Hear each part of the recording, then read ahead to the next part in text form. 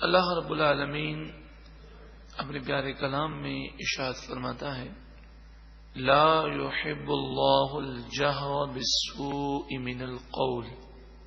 اللہ تعالی پسند نہیں فرماتا، لا يحب اللہ تعالی پسند نہیں فرماتا بری بات کے چرچے کو، بری بات کے عام کرنے کو۔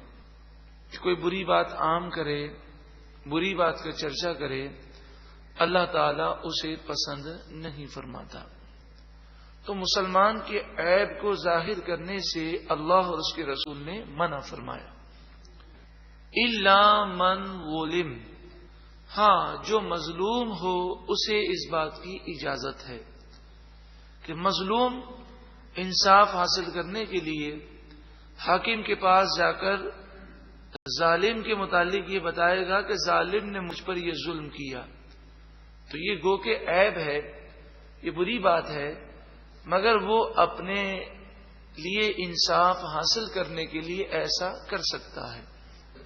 یہاں پر یہ عرض کر دوں کہ جب یہ کہا گیا کہ پیٹھ پیچھے عیب بیان کرنا، اس چیز کو سمجھیے گا کہ پیٹھ پیچھے غیبت کی جو تعریف ہے اس کے تحت مفسرین یہ بیان کرتے ہیں کہ پیٹھ پیچھے کسی مسلمان کی غیر موجودگی میں اس کا تذکرہ اس انداز سے کرنا کہ اگر وہ موجود ہوتا تو اسے برا لگتا، تو یہ بھی غیبت ہے۔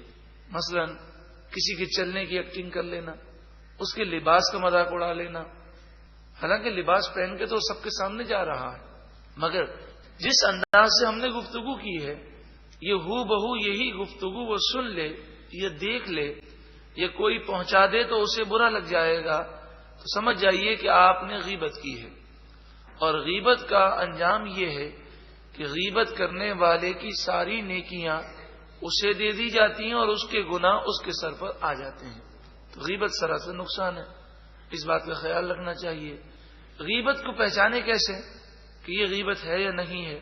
تو ایک اس کا پیمانہ علماء نے یہ بیان کیا کہ جب آپ کسی کی بات کرنے لگیں تو بس یہ سوچ لیا کریں کہ اگر کوئی میرے متعلق یہ بات کرے تو مجھے اچھی لگے گی کہ بری لگے گی۔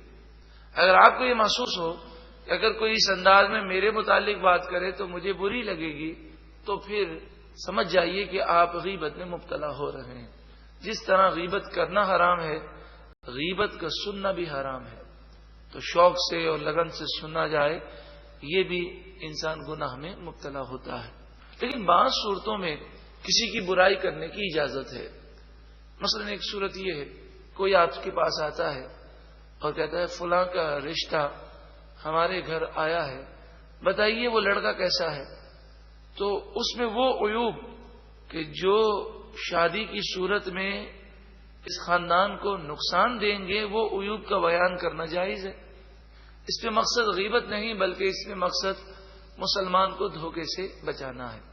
اسی طرح کوئی شخص آپ کے پاس آیا اور کہا کہ فلاں نے کاروبار کے لیے مجھ سے پیسے مانگے ہیں، تو کیا اس آدمی میں بھروسہ کرنا چاہیے؟ میں اپنے پیسے اس کو کاروبار کے لیے دے دوں اور ہم پارٹنرشپ کریں، آپ کا کیا خیال ہے؟ کاروباری معاملات میں جو اس کے عیوب ہیں وہ اس موقع پر بیان کرنا جائز ہے کہ مقصد مسلمان کو دھوکے سے بچانا ہے۔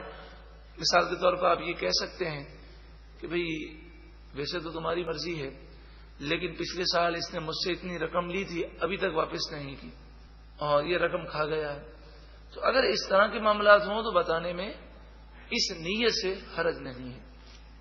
اسی طرح یہاں پر ہے الا من ظلم، کہ جو مظلوم ہے وہ ظالم کے خلاف اگر آواز بلند کرتا ہے اور مقصد ظالم سے انصاف کو حاصل کرنا ہے کہ ظالم جس نے ظلم کیا ہے اس کے خلاف وہ انصاف حاصل کر سکے، تو پھر اس میں کوئی حرج نہیں ہے۔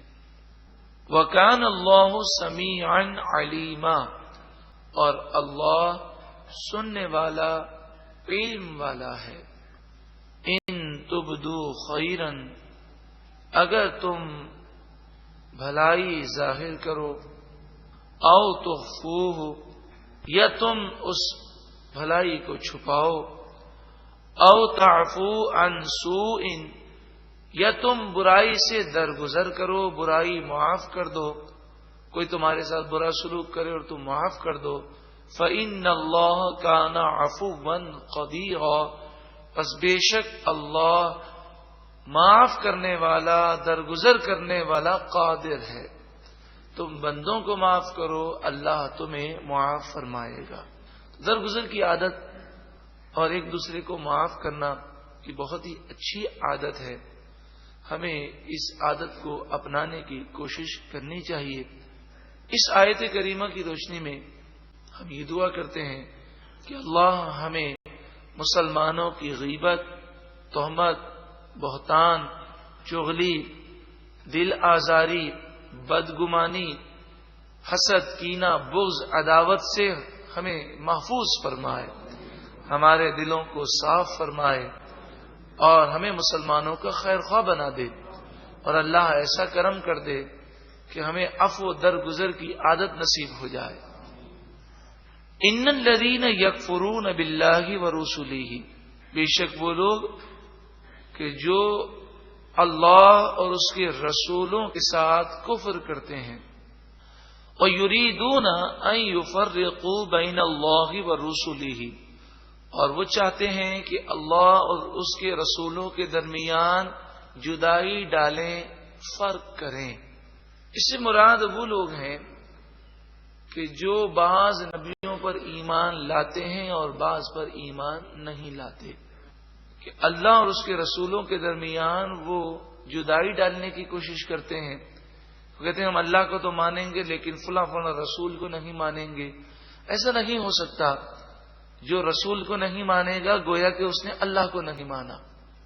اور یہ بات ہمیشہ یاد رکھیں کہ جو محبت الہی کا دعویٰ کرے اور جو یہ کہے کہ مجھے اللہ سے محبت ہے لیکن انبیاء علیہ السلام خصوصاً رسول اللہ صلی اللہ علیہ وآلہ وسلم سے محبت نہ رکھے، ان کی تعظیم و توقیر نہ کرے، ان کے مقام و مرتبے اور ان کی قدرت و طاقت جو اللہ نے انہیں عطا فرمائی اسے تسلیم نہ کرے، تو وہ محبت الہی کے دعوے میں جھوٹا ہے کہ اگر اللہ سے محبت ہوگی تو اس کے محبوب سے بھی محبت ضرور ہوگی، کیونکہ جب کسی کو کسی سے محبت ہوتی ہے تو اسے جس سے محبت ہو اسے بھی محبت ہوتی ہے۔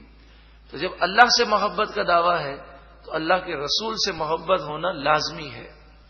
وَيَقُولُونَ، اور وہ کہتے ہیں نُؤْمِنُ بِبَعْضٍ، ہم ایمان لائیں گے بعض نبیوں پر، بعض رسولوں پر، وَنَكْفُرُ بِبَعْضٍ، اور بعض رسولوں کا ہم انکار کریں گے۔ جیسے یہودی عیسیٰ علیہ السلام اور حضور کو نہیں مانتے، اور عیسائی حضرت موسیٰ علیہ السلام اور نبی آخر الزمان صلی اللہ علیہ وآلہ وسلم کو نہیں مانتے، اور یہودی اور عیسائی دونوں حضرت سلیمان علیہ السلام کو نبی نہیں مانتے۔ نعوذ باللہ من ذالک، انہیں جادوگر کہتے ہیں، توبہ استغفر اللہ۔ تو وہ کہتے ہیں ہم بعض نبیوں پر ایمان لائیں گے اور بعض کا انکار کریں گے۔ وَيُرِيدُونَ أَن يَتَّخِذُوا بَيْنَ ذَلِكَ سَبِيلًا، اور وہ چاہتے ہیں کہ اسلام اور کفر کے درمیان کوئی راستہ بنا لیں۔ اسلام اور کفر کے درمیان کوئی راستہ نہیں، کوئی مسلمان ہوگا اور جو مسلمان نہیں تو وہ کافر ہے۔ ایسا نہیں ہو سکتا کہ نہ کافر ہو نہ مسلمان، بیچ کا کوئی راستہ ہو۔ تو ایک نبی کا بھی انکار کفر ہے، ایک نبی کی بھی ادنا سی توہین کفر ہے۔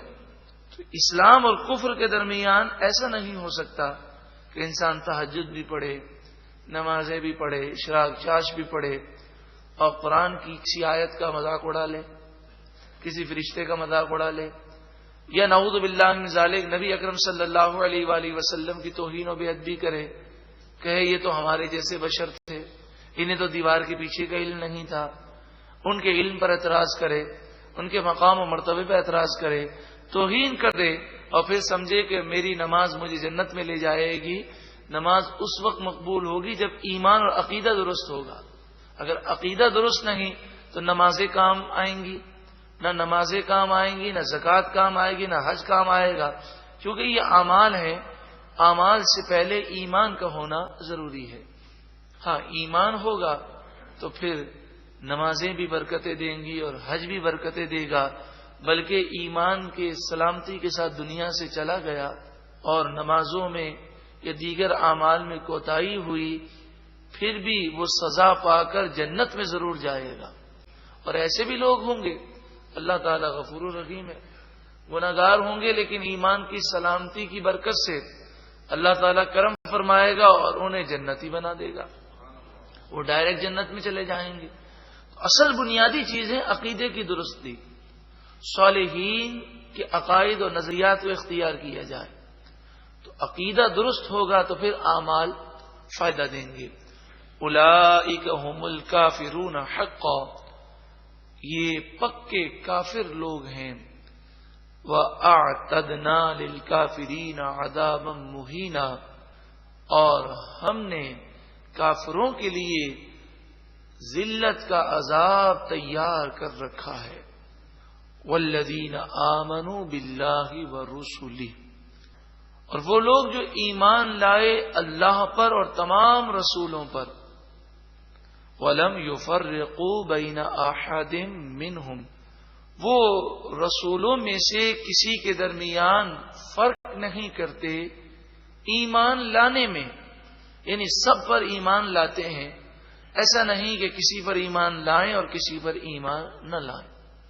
اور جہاں تک مقام اور مرتبے کا تعلق ہے وہ تو تیسرے پارے کے شروع میں آپ سن چکے، تلک الرسل فضلنا بعضهم علی بعض، کہ بعض رسولوں کو بعض پر ہم نے فضیلت اور فوقیت عطا فرمائی. اولئک سوف یؤتیہم، یہی لوگ ہیں ان قریب اللہ تعالی انہیں عطا فرمائے گا اجورہم، ان کے صلے، ان کے اجر. وَكَانَ اللَّهُ غَفُورًا رَحِيمًا، اور اللہ بخشنے والا مہربان ہے.